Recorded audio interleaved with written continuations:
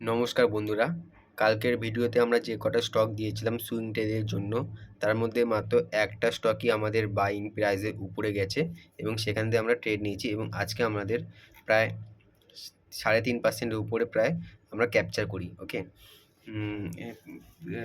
কোম্পানিটার নাম দেখে নিতে পারছেন, শ্রীজি শিপিং। এই একটা আর যে কটা স্টক দিয়েছিলাম তার মধ্যে একটাও আমাদের এন্ট্রি প্রাইসের উপরে আসেনি। ওকে, এই মাত্র একটা স্টক মাত্র গেছে যেটা আমাদের এন্ট্রি প্রাইস থেকে প্রায় উপরে গেছে এবং এর সাথে আমি আর একটা স্টক দিতে চাইছি কালকের জন্য, মানে সোমবার দিনকারের জন্য।